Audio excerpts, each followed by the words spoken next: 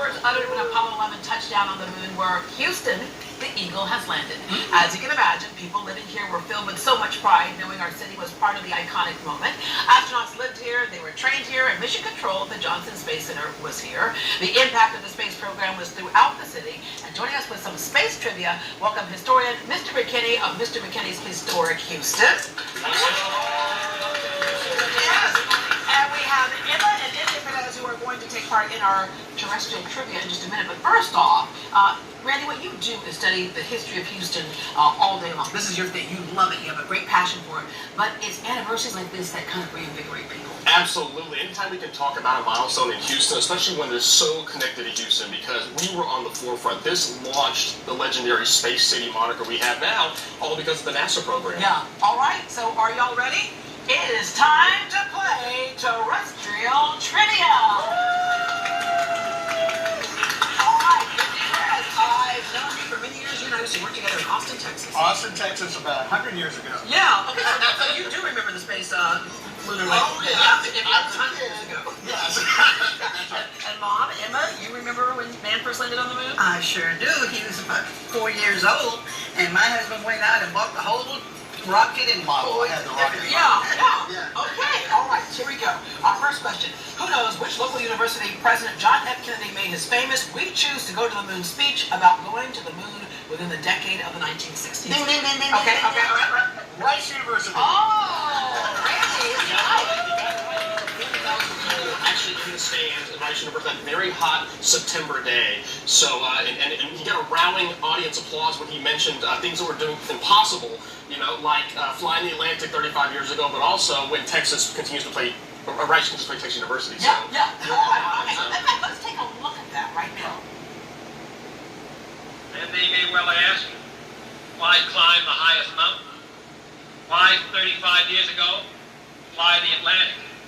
Why does Rice play Texas? We choose to go to the moon. There you go. There it was, and we went. Okay, next question.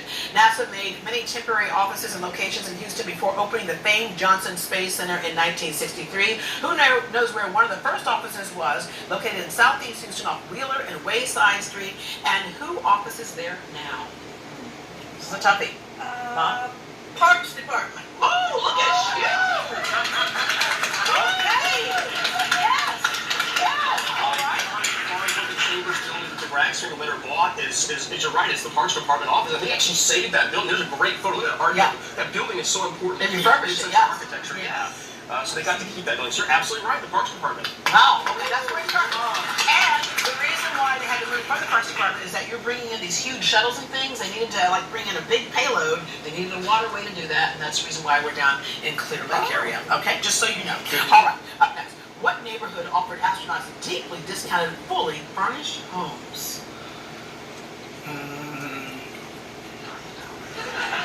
Sharpstown. Oh, that's a sharp couple right here. The astronauts there. He had this brand new 1955 neighborhood called Sharpstown, the world's largest residential development, and he wanted a way to bring people there, so why not give astronauts discounted homes, right, $10,000, and then furnishings, all that great stuff too. So. Yeah, it's funny because Colonel Cunningham said, he goes, yeah, I remember, they were like, hey, and we're like, of course I'd love to have. And why did they not snatch up that deal? Because it was a conflict of interest. NASA got involved and said, you can't accept that. Government employees cannot accept gifts. Yeah. So guess what happened? They had to give it back. Yeah, they they are giving this fully furnished home like around $10,000 that would have normally been like about $30,000. Okay. Next question. Which city of Houston park was dedicated in 1979 to commemorate the 10th anniversary of the lunar landing and gets its park name from the sea where the lunar lander actually landed on July 21st, 1969? Can I use a lifeline? Okay, lifeline. Is there someone out there that knows the answer and I can give him a lifeline? Your lifeline is dead, sir. All right, Randy, you'll be our lifeline. It's Tranquility Park. Tranquility Park in downtown Houston, 1960s. Charles Tapley's wonderful park. But it's a rooftop garden, Charles Tapley says, because there's 2 levels of parking garage directly below. But that's not a typical park. If you look at the park named after the Sea of Tranquility, it's actually not a flat park. It's got these craters which mimic the lunar surface. And look at the Rocker Booster Fountain over there, the Worthing Fountain over there. So it's meant to, again, commemorate our connection to space. Yeah. All right. Number 5. What famous 1929 Art Deco oil millionaire's mansion on Clear Lake served Rice University students and served as the Lunar Science Institute where the moon rocks were stored and studied? The moon rocks were stored and studied in somebody's house? His last name is a direction, and I want to say east. Go. Yes.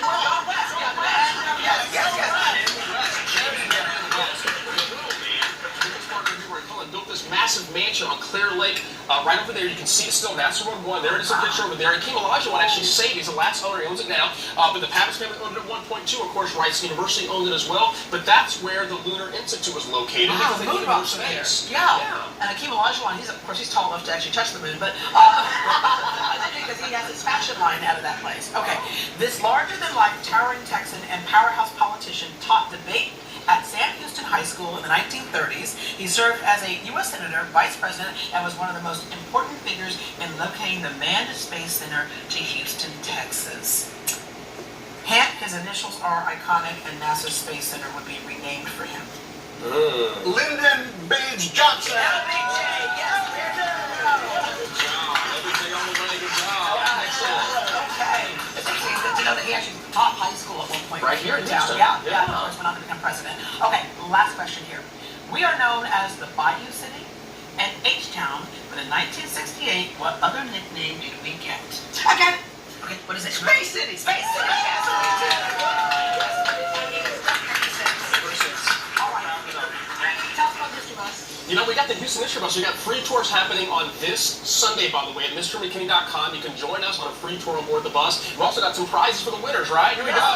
Check it out. How appropriate. Moon pie. I had a moon pie.